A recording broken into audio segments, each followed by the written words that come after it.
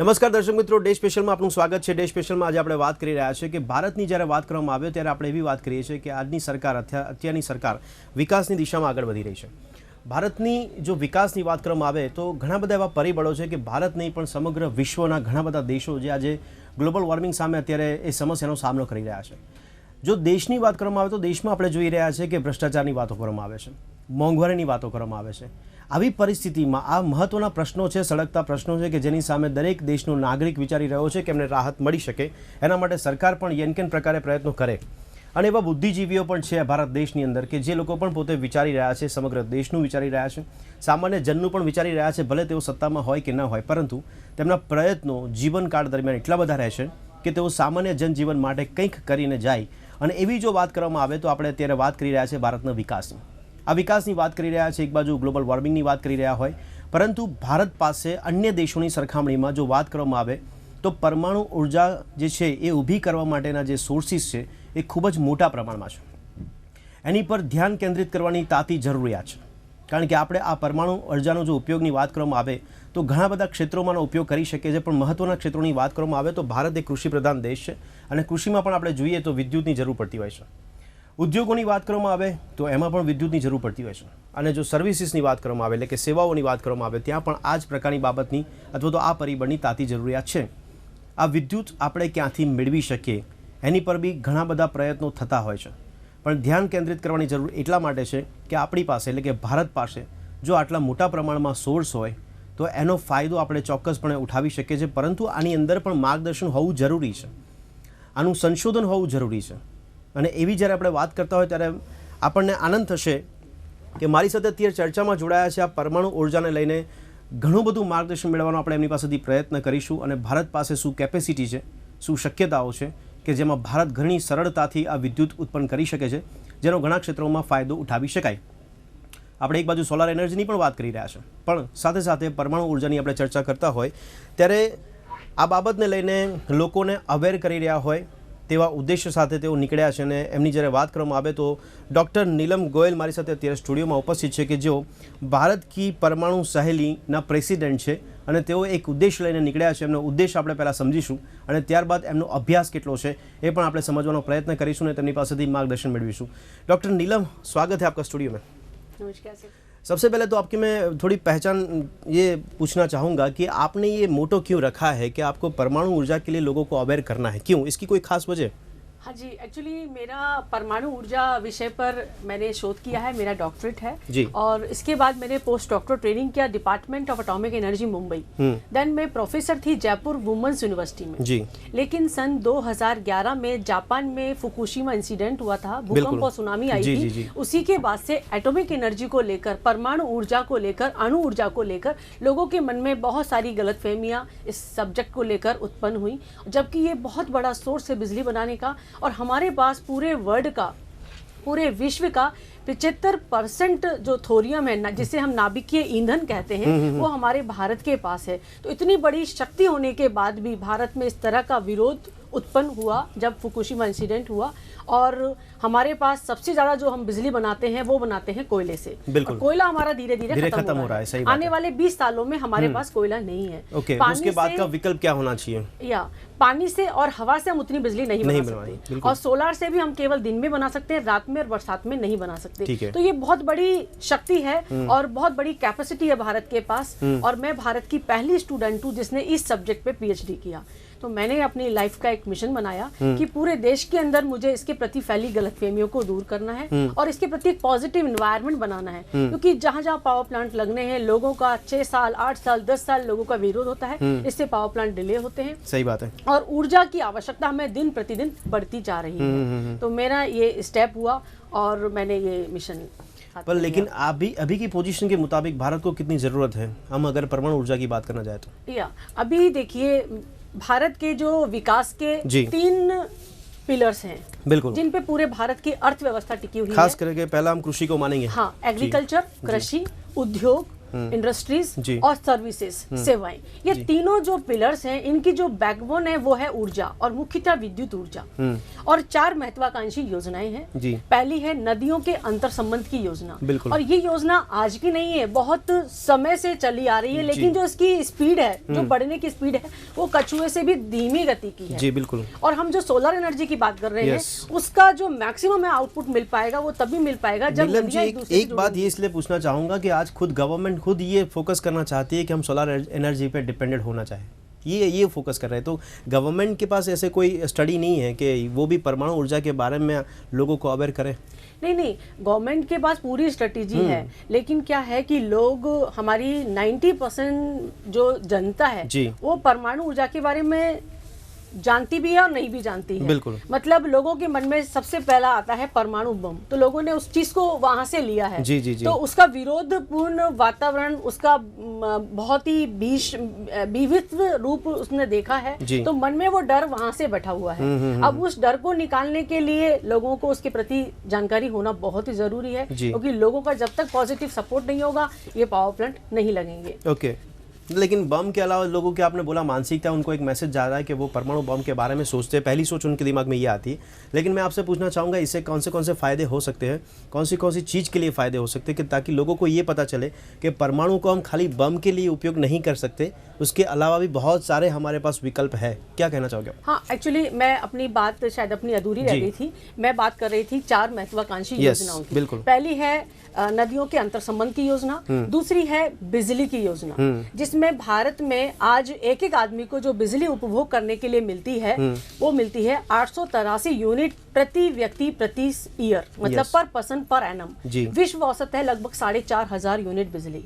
और America, France, Japan, Germany, यहाँ है 8,000 से लेकर 13,000 यूनिट बिजली। भारत में बननी है कम से कम 5,000 यूनिट बिजली बनाने का भारत का टारगेट है। कैसे? जिसमें से 3,000 बननी है एटॉमिक एनर्जी से, परमाणु ऊर्जा से, 1,000 बननी है सोलर एनर्जी से, और 1,000 बननी है अदर सोर्सेज से। जो तीसरी योजना है वो है भारत के गाँव से शहरों तक जोड़ती हुई विश्वसनीय सड़कों की व्यवस्था।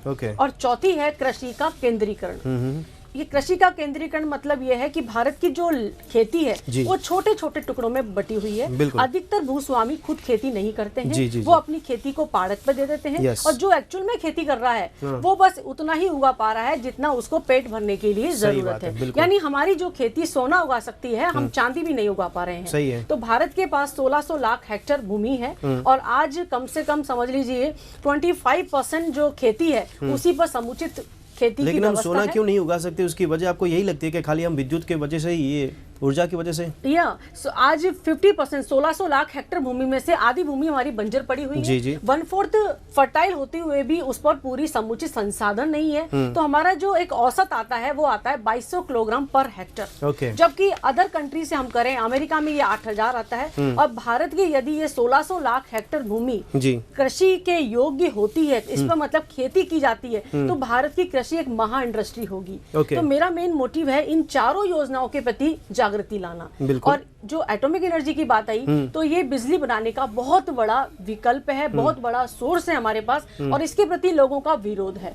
आज 153,000 मेगावाट की साइटें हैं पूरे भारत के अंदर, जो पब्लिक का एक पॉजिटिव सपोर्ट नहीं मिलने के कारण रुकी हुई है। और बिल्कुल। लेकिन आपने जो बताया, अब इसमें आपको समझना चाहूँगा कि आप बोल रहे हो ऊर्जा हम इससे गैदर कर सकते हैं या बना सकते हैं, तो उसके बारे में कुछ जानकारी हम अगर जानना चाहेंगे आपसे कि किस तरह से इसका हम उपयोग कर सकते हैं और कैसे बना सकते हैं। आपने बोला हमारे पास बहुत बड़ा सोर्सेस है, इसलिए हमारे देश में 21 बिजली घर काम कर रहे हैं, और 1969 से भारत में परमाणु ऊर्जा से बिजली बना रहे हैं। हम नए नहीं है, और पूरे वर्ल्ड में 444 परमाणु बिजली घर काम कर रहे हैं। बिल्कुल। अमेरिका 21% बिजली बना रहा है, फ्रांस 75% बना रहा है, जापान 35% बना रहा है, लिथुआनिया 83% बना रहा है, और भारत केवल 3%, जबकि भारत पूरे वर्ल्ड में शक्तिमान है। तो इतनी कम का जो रेशो है वो इसलिए कि जब पावर प्लांट लगने हैं 10 साल लोगों का विरोध रहता है, 7 साल पावर प्लांट बनने को चाहिए, यानी पब्लिक तक पहुंचने में 20 साल का समय। पर ये विरोध क्यों होता है? उनको खुद को पता नहीं है, क्योंकि वो भी भारत में रहते हैं, उनको भी परमाणु के बारे में पता तो होगा ही, फिर भी विरोध इसमें दो करने की वजह क्या चीजें है? काम आती हैं, काम है। एक तो बाहरी कंट्री भी नहीं चाहते भारत का विकास हो, ओके, और वहां से फंडिंग होती है, और हमारे यहाँ के एनजीओ जिसके बारे में जो एंटी न्यूक्लियर एक्टिविस्ट वीकेंड से वो इसके बारे में गलतफहमियां फैला रहे हैं, और कुछ राजनीति भी इसमें इस प्रकार का रोल अदा करती है कि ये जो परियोजना है वो बहुत डिले हो रही है। तो आप बोल रहे हो कि राजनीति यहाँ पे अपने को, और दूसरी बात आपने बोला इन्वेस्टमेंट है, तो एफडीआई अभी की मोदी सरकार तो जो है वो तो एफडीआई में बहुत भरोसा रखती है, तो लोगों को वो इन्विटेशन दे रहे हैं कि भारत में आके वो निवेश करें ताकि हमें फ़ायदा हो सकता है। तो आपको लगता है कि हम ये होप रख सकते हैं कि इस गवर्नमेंट के अंदर आपने जो मोटो रखा है वो उसमें बहुत कुछ आगे हम बढ़ सकते हैं? नहीं, एक्चुअली क्या है कि ये जो एफडीआई जो फॉरेन डेवलपमेंट इन्वेस्टमेंट जो है बाहरी जो क्योंकि ग्लोबलाइजेशन का जमाना है बिल्कुल आज, लेकिन हम करें कि कोई भी इंडस्ट्री आती है, कोई भी डेवलपमेंट आता है, उसका मेन जो आधार है वो क्या है? बिजली। सबसे बड़ी मतलब जड़ है जो बिजली है, और जड़ के लिए हमें ये देखना है कि हमें मैक्सिमम कहाँ से मिल सकता है। तो भारत के पास इतना बड़ी शक्ति है, और उसके प्रति यदि लोगों का विरोध कहाँ से आया? लोगों का विरोध आया क्योंकि लोगों ने हिरोशिमा नागासाकी बम विस्फोट को देखा है। 1945 में अमेरिका ने जापान के 2 शहरों हिरोशिमा नागासाकी पे बम विस्फोट किए थे। वो इतना भयावह रूप, और इतनी किताबों में उसका एक छोटा बच्चा भी उसके बारे में सही बात है। तो हमारा इंट्रोडक्शन तो वहां से स्टार्ट हुआ।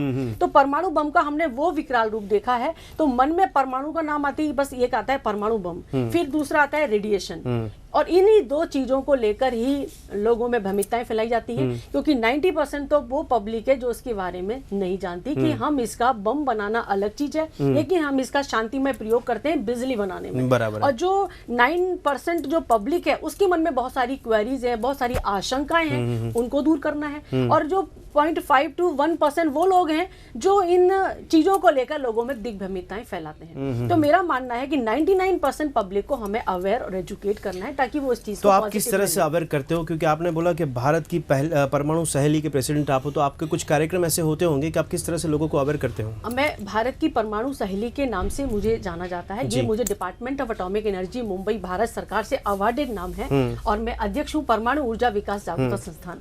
तो इसमें क्या है, मेरा मेन जो स्ट्रेटेजी रहता है, स्कूल कॉलेजों में सेमिनार्स होते हैं, क्योंकि बच्चे हमारा फ्यूचर हैं, और बच्चों में इसका ज्ञान होना बहुत जरूरी है। क्योंकि आपने शायद तमिलनाडु का नाम सुना होगा, कुडनकुलन जो है, वहाँ तमिलनाडु में कुडनकुलन एक जगह है जहाँ पर पावर प्लांट बनने के बाद लोगों ने उसका विरोध किया, और इसमें स्कूल के बच्चों को बहुत ज्यादा यूज किया गया, और स्कूल के बच्चों ने उसके नेगेटिव में रैलीज निकाली। मैं वही बोलना चाहता हूँ नीलम जी आपसे कि ये आप बोल रहे हो कि अवेयर करने के लिए क्या कुछ कार्यक्रम आपकी तरफ से होते हैं? जैसे कि मैं आपको बोलना चाहता हूँ कि अगर स्कूल में पढ़ाई में अगर इसको हम डाल देते हैं एक सब्जेक्ट के तौर पे, तो बच्चों को ज्यादा पता चलेगा।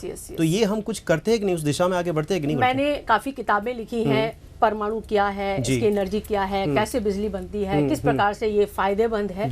लेकिन मैं भी ये चाहती हूँ कि कैसे ये कोर्स में आ जाए, इवन एक अलग से किताब के रूप में आ जाए। मैंने कई बार हरियाणा में, राजस्थान में, यूपी में, इवन यहाँ भी मैंने प्रपोजल दिया है अपने शिक्षा मंत्री जी को, लेकिन अभी मुझे कुछ प्रोग्रेस दिखती नहीं है। लेकिन आने वाले समय में यदि ऐसा होता है तो बहुत बड़ी क्रांति भारत में हो पाई।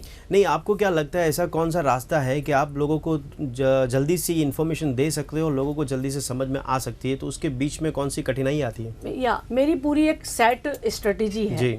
और सेट स्ट्रेटेजी लाइक आप समझ सकते हैं जैसे महाभारत का युद्ध हुआ था और अर्जुन को स्वीकृति लेनी थी महादेव से, और उससे पहले उसको गांडीव धनुष मिलना था इंद्र से। तो वो सिमिलर वो स्ट्रेटेजी मेरे पास है कि शासक से परमिशन लेने से पहले मेरी एक सेट स्ट्रेटेजी है जो समय रहते रहते आपके सामने आ जाएगी। क्या कितना कुछ सपोर्ट मिलता है आपको गवर्नमेंट से? क्योंकि आपने बोला कि आपको ऐसा एक किताब दिया गया है, प्रेसिडेंट बनाया गया, आपको भारत की परमाणु सहेली बुलाया जाता है, तो फिर कितना कुछ सपोर्ट आपको मिला है गवर्नमेंट से? मुझे गवर्नमेंट से एक्चुअली फाइनेंशियली सपोर्ट नहीं है। जैसे मैंने हरियाणा में काम किया था, छोटा छोटा सपोर्ट मुझे डिपार्टमेंट ऑफ एटॉमिक एनर्जी ने प्रोग्राम करने के लिए किया था, और मैंने एक प्रपोजल भी बनाया था और बहुत सारे लेटर मैंने पिछले जो प्रधानमंत्री थे मनमोहन सिंह जी उनको भी भेजे थे, और उन्होंने करीबन 300 करोड़ रुपए की धनराशि डिपार्टमेंट ऑफ एटॉमिक एनर्जी को इस तरह के पब्लिक अवेयरनेस कार्यक्रमों को करने में दी थी। और वहाँ के जो उस समय जो चेयरमैन थे, मैंने एक प्रपोजल भी दिया था, बट अभी कुछ हुआ नहीं, वो वहीं की ब्यूरोक्रेसी में फंस कर रह गया। और मैंने हरियाणा, MP, UP, राजस्थान, यहाँ भी मैंने कई प्रपोजल दिए हैं। इवन मेरा CM वो थे हरियाणा के, उनसे भी मेरा 45 मिनट का इंटरव्यू हुआ था, बातचीत हुई थी, उन्होंने आश्वासन भी दिया था, लेकिन मेरा समय ही खराब हुआ है। और वो समय यदि मैं रियल में काम करने में लगाती तो आज हमारी बहुत सारी परियोजनाएं जो परमाणु ऊर्जा जो की रुकी हुई है वो चालू हो पाती। लेकिन तो अभी तक मुझे मतलब फंडिंग का ऐसा सपोर्ट नहीं है। तो इतना इंटरेस्ट गवर्नमेंट को क्यों नहीं है? इसकी वजह क्या लगती है आपको? कौन से ऐसे पहलू है जो आपको दिखता होगा कि आपने इतनी जो कठिनाई देखी है अपने सामने, तो क्या कुछ पहलू इसके अंदर कि गवर्नमेंट को इतना इंटरेस्ट क्यों नहीं आता? क्योंकि अगर हम गवर्नमेंट अगर फोकस करती है सोलर एनर्जी तरफ, लोगों को ये समझाने की कोशिश करते हैं, मोदी जी खुद ये प्रोजेक्ट के बारे में बात करते हैं, तो परमाणु के प्रोजेक्ट के बारे में बात क्यों नहीं करते लोगों के सामने? नहीं, अभी मोदी जी तो he is totally positive with atomic energy. बहुत सारे देशों से मतलब संधियां हुई हैं यूरेनियम के लिए, कनाडा है, ऑस्ट्रेलिया है, कजाकिस्तान है। तो संधियां हुई तो मतलब ये हुआ ना कि हम यहाँ पे यूरेनियम का अपना खुद का अगर हम उपयोग करना चाहें तो कर सकते हैं। हमारे पास थोरियम सबसे ज्यादा मात्रा में है, पूरे वर्ल्ड का 75%, लेकिन thorium it is not fissile element, it is fertile, तो we have to convert fertile to fissile, और उसके लिए हमें चाहिए यूरेनियम। और भारत के पास यूरेनियम है, लेकिन तैयार अवस्था में नहीं है। यदि भारत अपने यूरेनियम को ही तैयार करने में लग जाएगा तो इसका मतलब हमें दूसरे देशों पे डिपेंडेंट रहना पड़ेगा जब तक वो थोड़े समय के लिए। ना सर, थोरियम को तैयार करने के लिए हमें थोड़ा सा यूरेनियम चाहिए, और वो बहुत बड़ी समस्या नहीं है। उसके लिए बहुत सारे कंट्री हमें यूरेनियम हमारी शर्तों पे देने को तैयार है। उससे हम हमारे पास पड़ा हुआ जो थोरियम है उसको तैयार कर पाएंगे, और उससे छोटे छोटे परमाणु बिजली घर आने वाले समय में 4-4, 5-5 गाँव में लग पाएंगे। वो स्ट्रेटेजी हमें करने के लिए इस तरह का पॉजिटिव एनवायरनमेंट पूरे देश में। तो आपका कहने का मतलब ये भी हुआ नीलम जी कि अगर ऊर्जा के अंदर हम अगर सफलता हासिल करते हैं तो पावर स्टेशन हम अलग अलग राज्यों में खोल सकते हैं, और उसके माध्यम से हम पूरे राज्य में ये हम विद्युत की बात करते, ऊर्जा की बात करते, वो पहुंचा सकते हैं। ये आपका मानना है? क्योंकि छोटे छोटे पावर स्टेशन रहेंगे तो हमारा ट्रांसमिशन कॉस्ट खत्म होगा। और वही हर गांव में 24 घंटे बिजली होगी, पानी होगी, हर गांव, हर दूसरे गांव से, शहरों से, राजधानियों से कनेक्टिविटी रहेगी, मेट्रोस के द्वारा, ट्रेन के द्वारा, ट्रांसपोर्टेशन की मतलब पूरी व्यवस्थाएं होंगी। तो हमारी कृषि जो है वो पूरी एक तरह से खुलकर सामने आएगी। और कृषि सबसे बड़े, क्योंकि हमारा 70% जो GDP है वो समझ लीजिए कृषि से इनहेंस होने वाला है। कृषि से आप एनहांस की बात करते हो तो मैं वजह क्या मानना चाहूँगा, इसलिए आपको मैं पूछ रहा हूँ कि एक बार जो गवर्नमेंट जो है वो हम कृषि की ज़मीन की अगर बात करना चाहे तो वो उद्योगों में कन्वर्ट हो रही है, उद्योग बनाने के लिए, जो इंफ्रास्ट्रक्चर बनाने के लिए उसमें कन्वर्ट हो रही है। कृषि की जो मात्रा है वो कम हो रही है धीरे धीरे। तो क्या कुछ हम सोचे कि गवर्नमेंट किस दिशा में आगे बढ़ रही है? एक तरफ आप बोल रहे हो कि गवर्नमेंट की भी इन्वॉल्वमेंट है, आपकी खुद की एक मोटो है कि परमाणु ऊर्जा के बारे में हम आगे सोचें, तो क्या कुछ हो सकता है इस पोजीशन के अंदर? एक्चुअली क्या है, योजनाओं को इम्प्लीमेंट तो नेचुरली गवर्नमेंट करेगी, लेकिन गवर्नमेंट कब तक उसको पूरी तरह से इम्प्लीमेंट नहीं कर पाएगी जब तक लोगों का सपोर्ट पूरी तरह से नहीं मिलेगा। आज कोई भी योजना होती है, विरोध करने वाले आ जाते हैं तो समय डिले होता है। विरोध क्यों होते हैं? कुछ चंद लोगों से विरोध करवाते हैं, और लोगों को पॉलिटिकली बात हो गई। आपने बोला उस तरह से कि ये गवर्नमेंट हमसे ज्यादा कुछ अच्छा ना कर पाई, ये हम मान सकते हैं कि इसलिए विरोध होता है कि अगर इस गवर्नमेंट ने कुछ नया कर दिया तो हमारा क्या होगा। वो तो देखिए, ये तो है, पहले मतलब एक अच्छा करती है, दूसरा उसका कटाक्ष करती है, तो ये तो नीलम जी, एक चीज मैं आपसे जानना चाहता हूँ कि कितना कॉस्ट अगर हमको ये पड़ेगा, अगर हम कॉस्ट वाइज इसको देखना चाहेंगे तो गांव, छोटे से छोटा गांव जो है वहाँ पे लोग बिजली का यूज करना चाहेंगे, अगर इनसे हम अगर आगे सफलता हमें मिली तो इसकी कॉस्ट के मुताबिक हमें कितना ये भारी पड़ेगा? जैसे अभी हम देखें तो ये कॉस्टिंग वाइज एक तो टोटली एनवायरनमेंट के हिसाब से देखें तो हमारे लिए सस्ती है, क्योंकि पूरी तरह से ग्रीन एनर्जी है। जी। और पानी के बाद सबसे सस्ती और सबसे हरित ऊर्जा है। फॉर एग्जाम्पल आप देखें कि एक जो मेगावाट का पावर प्लांट लगता है, तो एटॉमिक पावर प्लांट यदि हम लगाएं तो अभी की जो सिनेरियो है उसमें करीबन 14 करोड़ रुपए का खर्चा आता है। वही 1 मेगावाट का प्लांट हम यदि सोलर का लगाएं तो वहाँ हमें 7 करोड़ का खर्चा आता है। लेकिन हम उसका कैपेसिटी फैक्टर, इसका कैपेसिटी फैक्टर देखें तो बहुत फर्क है। समझ लीजिए दिन में 6 घंटे काम करता है, बरसात में और रात में हम बना नहीं पाएंगे। तो उतना बिजली, जितना बिजली हम एटॉमिक एनर्जी से बना पाएंगे, उतनी बिजली के लिए यदि हम सोलर पावर प्लांट लगाएं तो हमें 5 गुना लगाने पड़ेंगे। मतलब उतनी ही कैपेसिटी के लिए 5 सोलर पावर प्लांट लगाने पड़ेंगे, यानी 35 करोड़ रुपए। तो आप समझदार हैं खुद ही कि कौन सी सस्ती है और कौन सी महंगी है। ठीक है, एक चीज़ ये जानने की कोशिश करूंगा मैं आपसे कि गवर्नमेंट ये जो भी कोई आती है सत्ता हासिल करने के लिए बोलते हैं कि हम बिजली गांव-गांव तक पहुंचाएंगे, 24 घंटे बिजली आएगी। ये सही में हम इसके अंदर सफलता हम अगर बात करना चाहें तो आगे बढ़ सकते हैं सफलता की ओर में, और ये सही में हो सकता है नज़दीकी दिनों में या फ्यूचर की बात अगर करना चाहे तो गांव-गांव तक 24 घंटे बिजली पहुंच सकती है? आपको लगता है क्या ऐसा? हाँ, क्यों नहीं हो सकता। देखिए, कथनी और करनी दोनों में बहुत फर्क होता है। कह रहे हैं आ सकती है तो आनी ही होगी, आना ही होगा, लेकिन वो आने के लिए पावर प्लांट तो लगाने ही पड़ेंगे ना, और लगाने पड़ेंगे तो लोगों का विरोध है, तो लोगों का विरोध। नीलम जी, गुजरात में आने की कोई खास वजह, क्योंकि आप बोल रहे हो वैसे तो पूरी सरकार पूरे देश में ये काम करने के लिए तैयार होगी, लेकिन आपको गुजरात में आने की कोई खास वजह? नहीं, एक्चुअली क्या है, अभी गुजरात पूरा तरह से हाईलाइट है और गुजरात में 6000 मेगावाट का प्लांट आना है मीठी विधि भावनगर में, और पिछले 7-8 सालों से पूरी तरह से ये विरोध में चल रहा है। और मैंने हरियाणा में पावर प्लांट मतलब उसके पॉजिटिव माहौल बनाया और हरियाणा स्टार्ट हुआ, और रिसेंट अभी राजस्थान का बांसवाड़ा स्टार्ट हुआ। तो मेरा जो नेक्स्ट मुहिम था वो गुजरात था, और गुजरात में मैं आई हूँ, मैं मीठी विधि भी गई थी, वहाँ के लोगों से, वहाँ के गाँव में, भावनगर कई कॉलेजों में मैंने मतलब मैं गई हूँ, वहाँ के सरपंच गाँव के लोगों से मैंने डायरेक्ट बातचीतें की हैं। तो बहुत ही गमगीन स्थिति है, they are totally against this nuclear power plant, और उनके पास ऐसी सीडीज हैं, ऐसे ऐसे वीडियोज हैं। उनको ये सीडीज और वीडियो दी किसने? यानी कि जो लोग हमारे देश में इस चीज को डेवलपमेंट नहीं करना चाहते वो अपना काम पहले ही करके चले गए। ओके। आप गवर्नमेंट को क्या कहना चाहोगे, क्योंकि गुजरात गवर्नमेंट की अगर बात करना चाहिए, भारत की अगर बात करना चाहिए, क्या कहना चाहोगे आप? क्योंकि आप जिस तरह से बात कर रहे हो उससे मुझे ये लगता है कि अगर बच्चों को स्कूल में पढ़ाया जाए, उसके बारे में समझाया जाए, पॉजिटिव समझाया जाए या उसके पॉजिटिव बेनिफिट बताए जाएंगे तो उनको समझ में आएगा ना। हाँ, बच्चे तो हैं ही हैं। अभी जो कंपनी ये पावर प्लांट लगा रही है गुजरात में, उन्हीं के जो मेन जो यहाँ के सुपरवाइजर हैं, मैं उनसे मैं मिली थी।